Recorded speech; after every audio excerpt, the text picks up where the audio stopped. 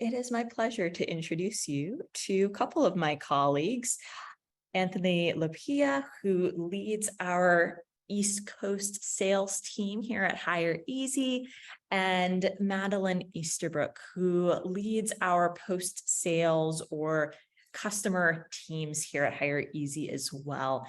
They both are very inspiring leaders to me, great teammates. I learn a lot from them all the time as we work together day in and day out. So I'm really excited to have them both here to share their perspective and kind of dive into some of the topics I was mentioning earlier.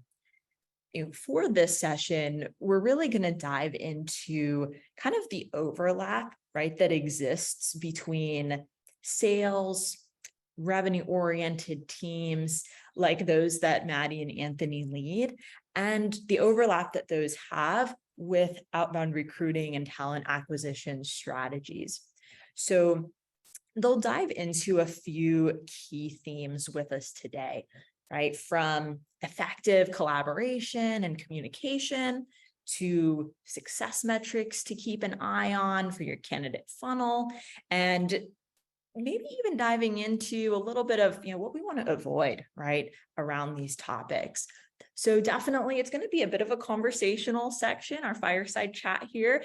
We've got a couple of slides that we're going to run through as well, but keep the chat active, drop your Q&As in as they come up. At the end of the session, of course, we'll surface a few of those as well to kind of unpack together. So with that, thank you, Anthony, Maddie, both for joining today. I know how busy you both are, how crazy your calendars are. So I really appreciate you taking the time to join us and share your insights. I think it's going to be a great conversation we dive into here. So with that, I will let you both take the reins. Hello, everybody. I hope that you're enjoying the conference, and I appreciate the ability to spend some time with you. I'll introduce myself, and then also I'll let Maddie do a brief intro as well before we kick into some of the topics, and then open it up for questions. So our goal is to add value and provide, if there's one takeaway from our session, then we consider it to have been a success. Even if that takeaway is a validation that what you're doing is absolutely the thing that most of the winning teams are doing. So my name is Anthony Lapia, as Amy mentioned. I've been in the talent space as a sales professional and then sales leader for the last 22 years, 14 of those leading teams and orgs. And what that has given me more than anything else is the ability to learn from professionals that are driving the most critical asset in their organizations: people, the thing that helps them win biggest and fastest. Want to pass it over to my great teammate, Maddie, and let her do a brief intro as well. Thanks, Anthony. Hi, everyone. I'm Maddie. I am the Director of Customer Accounts here at hireEZ, and I've been super fortunate to be a part of this organization for 3 years now. About myself, prior to joining this, I was actually on the recruiting agency side. So I've been in this industry now for almost a decade, and really fortunate to be a part of this conversation in the fireside chat. So thanks for having me. Perfect. So a couple of the things that we're going to talk about today, and Amy, if you want to advance the slides, as Amy mentioned, there is so much commonality and interplay between sales and TA in the sense that there is a critical asset that must be gotten. On our side of the house, it's revenue. On your side, it's people, right? And there is also an urgency behind it, because in doing so, in capturing that as a win, your organization has a better chance to win in market and become an industry leader. So I'm not going to spend a lot of time on this slide, but what I do want to do is paint a bit of a picture for you on how I think about driving outcomes with my team.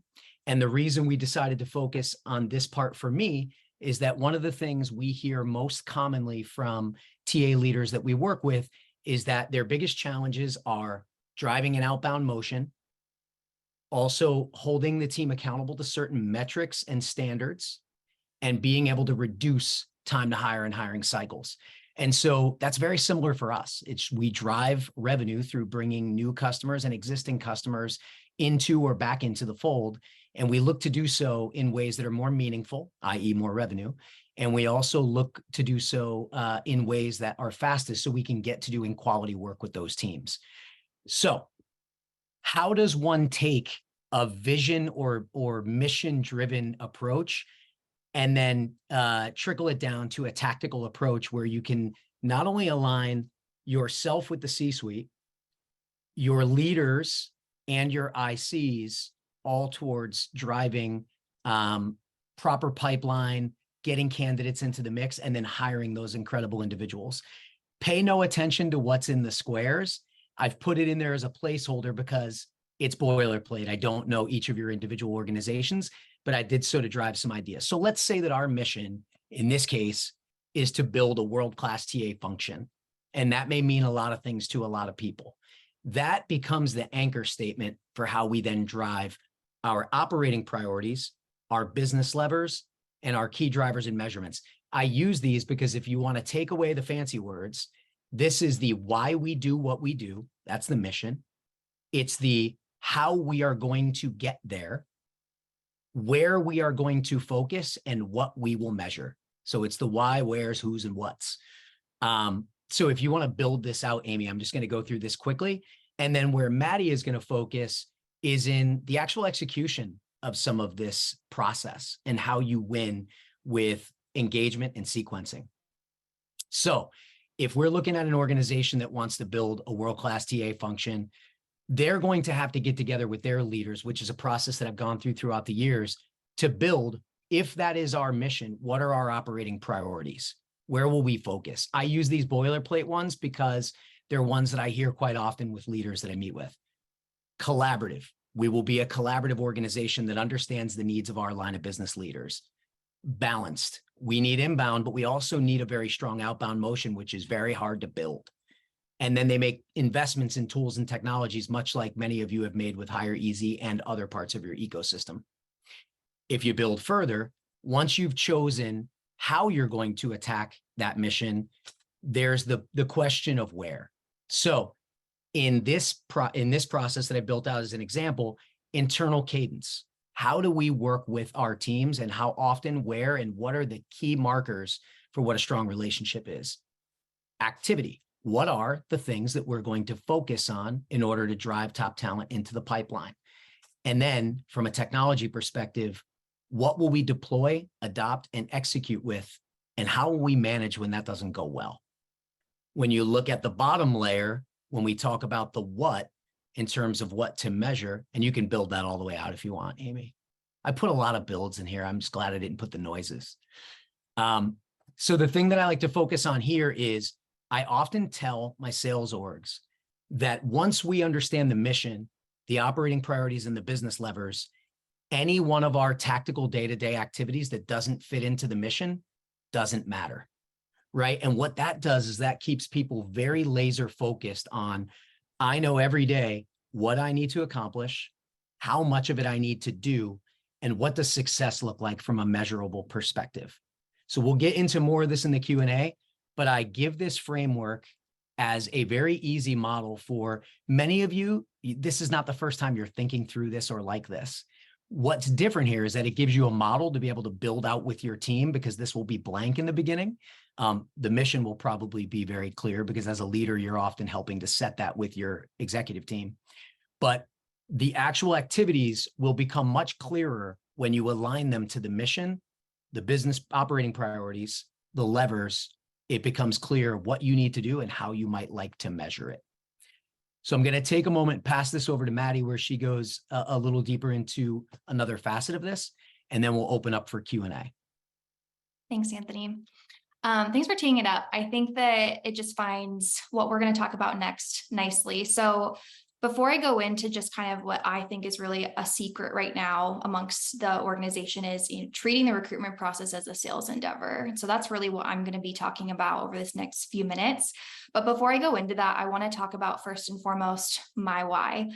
Just to give you a little backstory too. I know I mentioned at the beginning, I used to be a recruiter prior to joining hireEZ, and that's why I've stuck and stayed within this industry. And I find such a burning passion to be a part of it.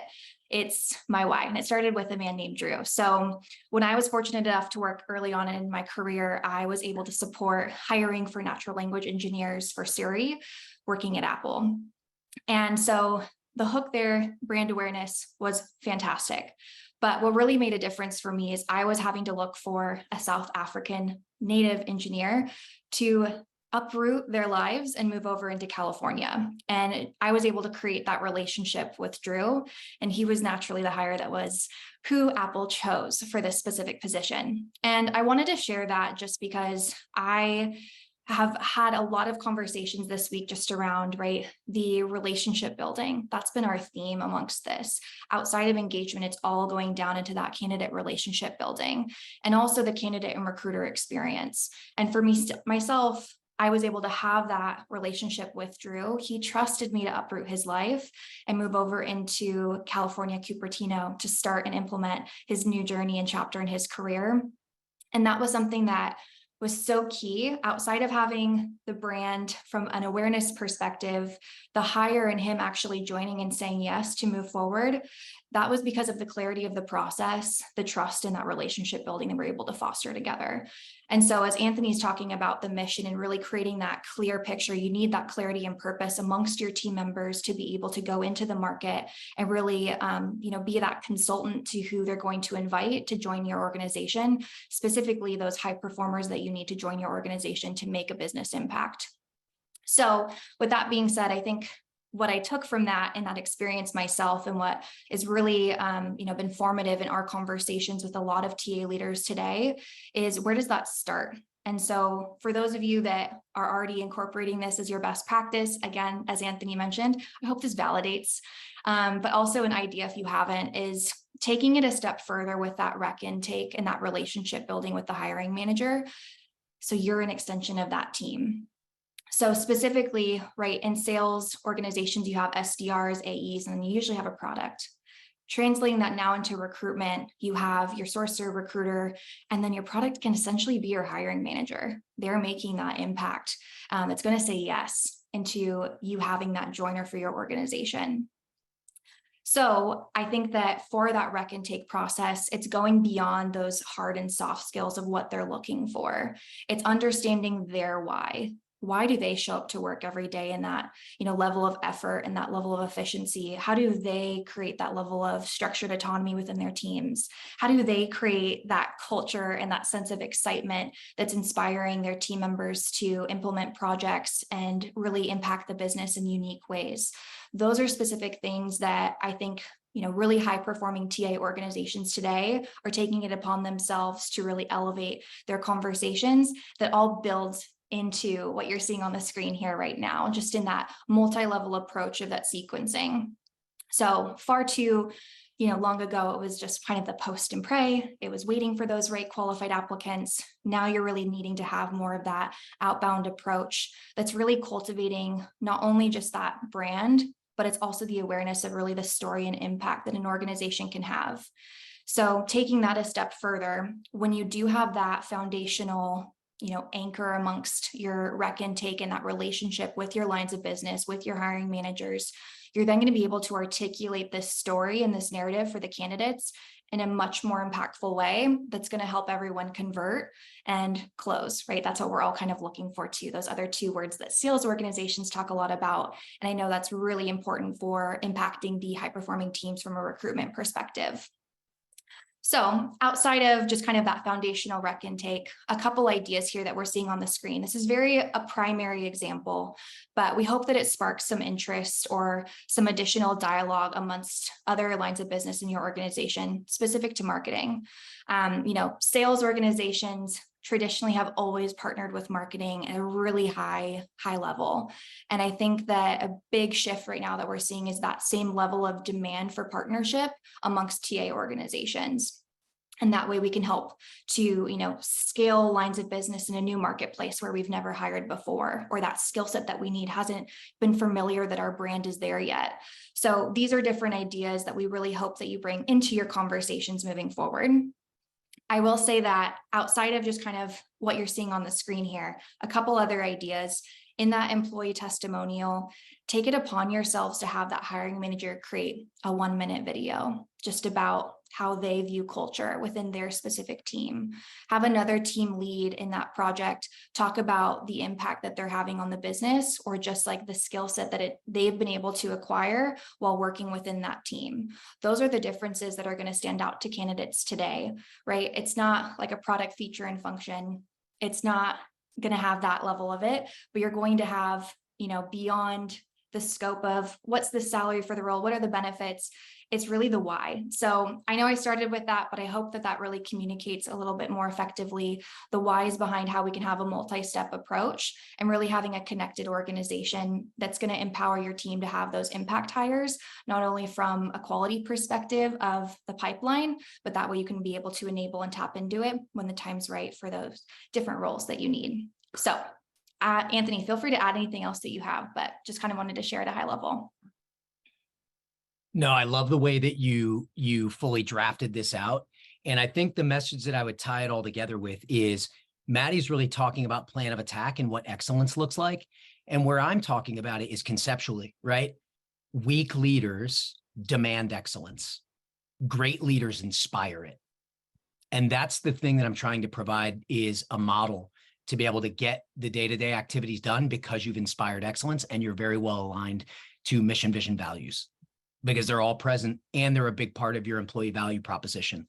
So being consistent and on message allows you to not only win the candidate that makes your company better, but you keep them, which is even more important. And so at this point, I think, Amy, if we want to open it up to Q&A, we've been able to impart a bit, but we want to hear what the crowd is interested in. Absolutely. I think the timing is right. So folks, if you have questions or topics around this that you would like Maddie or Anthony to dive into, we're all ears. Drop them into the Q&A, drop them into the chat. I think one question that I would love to kind of kick us off with is one that I see kind of running through the full process and workflow that you were both sharing, and that's around, communication and collaboration, right? That process won't work if there's not clear, effective communication. So for both of you as leaders, and maybe I'll start with Maddie, how do you ensure clear, effective internal communication with your teams? And how can, recruiters bring that back to their organization and perhaps implement some of these best practices? Yeah, absolutely. Great question. I think for me, it's making sure that there's clarity and purpose, and then clarity specifically around the why. We have to know the why that drives that purpose. So once that's established, I think that a big opportunity that we see really traditionally happen in sales is that workshopping or role playing internally first in that safe space to also find that, commonality in the language, but still allowing everyone to have that autonomy of their own flavor that's really going to make a difference and make it authentic to them.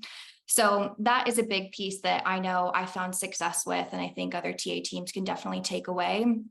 Creating that time to have that workshop, creating that time for the investment in your employees, not only from they understand that clarity and purpose, but then they're also practicing that out loud and having that safe environment to do that first internally before they're going externally to then cultivate the talent that you need for your organization.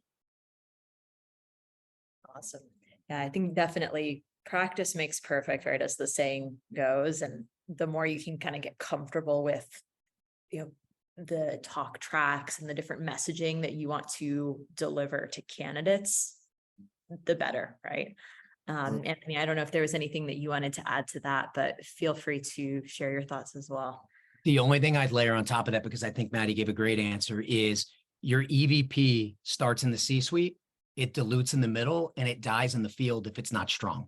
So your employee value proposition is why you're in business, what you're doing, and why it's important for those people that are evaluating your organization as a candidate to come there. So you have to brand internally in your organization, like you must sound like each other. The folks in the field must say the same things that the C-suite does. And that, even as a small thing, will truncate hiring cycles and bring clarity to people that are making a decision as to whether to come aboard. Yeah, absolutely. So we have a question from the audience that kind of ties into this that I would love to kind of share. how do we push internal leaders to be consistent in their communication and being involved in meetings when they treat it as optional versus a necessity? And I think it really speaks to that alignment, right, of message and purpose. Either of you want to kind of kick us off with this one? It wasn't routed to a specific person, but I think either of you would have some insight to share. Maddie, you want me to take this one first? Go for it. All right. So I think that we often see organizations that train their people very well on managing downward and sideways, but it's very rare that you see organizations that train their middle leaders on managing up. And managing up is super important.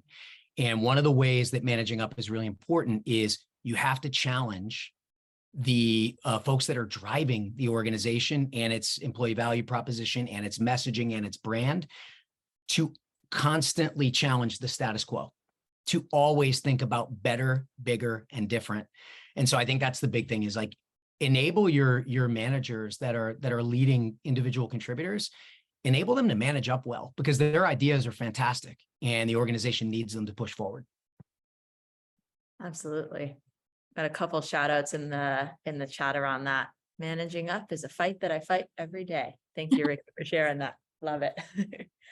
So jumping into kind of another topic that I think ties into that really well is how can team members, right, consistently replicate the success of other team members? And then going alongside of that, how do you drive accountability within your team, right? What metrics should you go back to? You know, are there specific metrics in like the hireEZ platform or within the pipeline that you should be looking at? Anthony, if you want to maybe kick us off with this one, or Maddie, either way. Yeah, I went first last time, so I want to at least defer to Maddie and let her go first on this one. I have a quick We'll one. take turns. If you got. So Maddie, you want to go first? I mean, the biggest thing right now is just that conversion, right? That's what everyone's talking about. You know, what's the conversion rate into, you know, time to hire, time to fill? And specifically, you know, how do we also empower the team to be able to focus on what we want them to be focusing on more, which is that conversion, which is that closing, it is being on the phone and really creating and fostering that relationship with the candidates. I think there's many different ways to be looking at that. And I think the next session also is going to probably touch on that a bit. So it's like a perfect warm up for who's speaking after us. But I would say be looking at the conversion rate specifically is going to be a big key differentiator. And then getting into the data strategically, why are we seeing that drop off? Is it, you know, our process? Is it we don't have the aligned talk tracks in those conversations? Or is it that, you know, those, you know, individuals that are, you know, candidate facing don't have that level of authenticity, like they don't understand that why, and they don't have that, you know, communication. There's a fall off from that perspective. Those are all things that leaders can be looking at to make sure they're really digging into understanding the root of the issue and how they can also navigate through it and also out of it. Anthony, feel free to add anything else. Yeah, mine's pretty quick. In terms of being able to replicate success, I think the biggest thing is to ensure that your top performers understand that it's a team effort and that peer-to-peer learning is the best type of learning. And as a leader, one of the things I have focused on my entire career, maybe not at the beginning, but I learned, and that is water the flowers, not the weeds. So when you catch somebody doing something right, reward it, recognize it, and you will see more of it. If you focus on the things that they're doing wrong, what you may get is a team that lacks confidence and is discouraged. And when you have clear and concise metrics, let's say they're only being measured by 3 things: activities, conversions, whatever have you. If you give them something small to be measured by, and you are managing the process and recognizing the outcome, I think what you'll find is that people adapt to best practices pretty well. Absolutely. And kind of going back, Maddie, to what you were mentioning in your last response, you know, there's a question from the audience that came up from Laura, and she's asking, what kind of questions can you ask hiring managers to dig into their why, when they may not be as inspirational as you might hope them to be? Yeah. I love the added part too, when they may not be as, you know, inspirational. And also, I mean, maybe if you're speaking to more engineering leaders, they don't have that level of being as extroverted, right? So that may be a little bit challenging to get that question out of them or get that answer that you're looking for. I think that, you know, starting then simple, understanding your audience and how, you know, if they're introverted, extroverted, et cetera, but really taking a step back and saying, if you were in my shoes, how would you position this to a candidate? How would you position this to a high performing individual? And if that hiring manager then maybe still can't give you enough of those answers or articulate it, then understanding, how do you lead your team to have a high performance culture? What does culture mean for you within this team? Specifically, also really leaning into the team lead or just that high performer amongst the team, as Anthony mentioned. That's going to be an excellent way to tap into that. If, Anthony, if you were joining this team today, what would you say would be, a great, call to action or hook that would get you interested in joining an organization or having a conversation with us? That's a great way to help offset the leader too, if they're not as inspirational right off the bat. So I hope that helps, but Anthony, feel free to chime in with others. There's one question I love to be asked by my recruiting partners over the course of my career, and that is not only what do I ideally want for my team, but how well does it jive with what I need?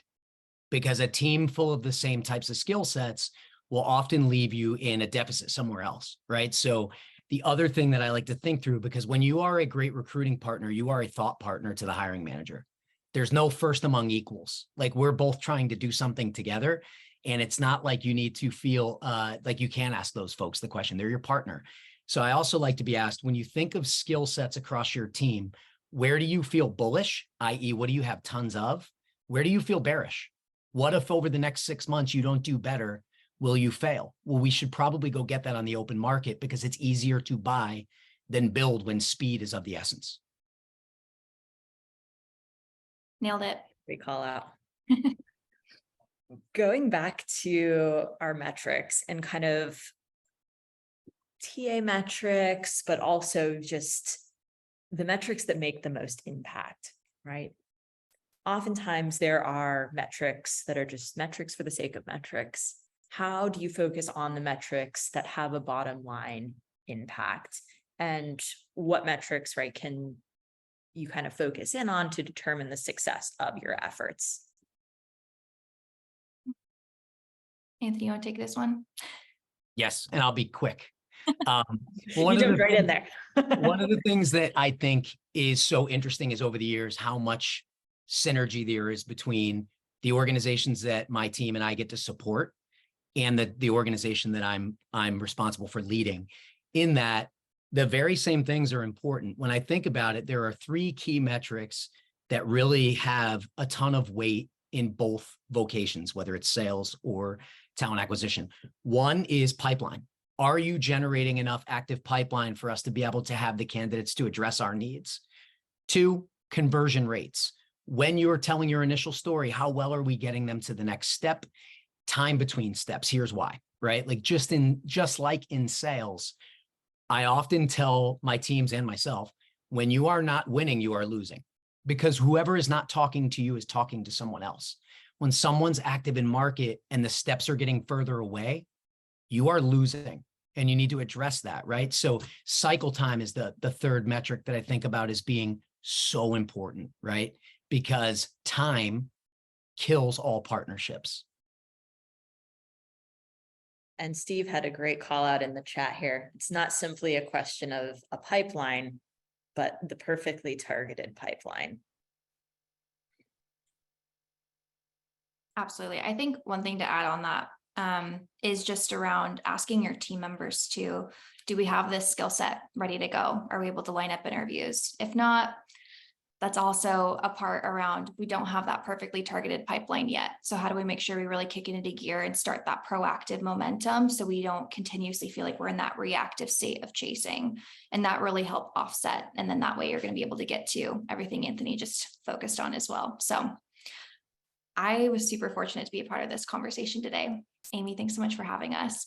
Absolutely. This was awesome. Loved the questions that were coming in. Lots of emoji shout outs too in the Zoom room. So I love to see that. Thank you both so much for joining today. Let's do it again sometime.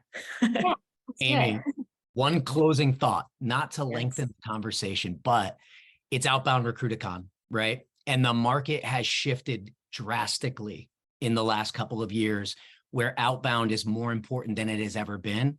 The other thing that I would test is in your own hiring process. What is the level of comfort in being uncomfortable and doing uncomfortable things for your team? There's a difference between discipline and motivation. Everyone is motivated to do fun things like hire people. Discipline means that you will do the difficult things that get you to that point. Absolutely. Absolutely.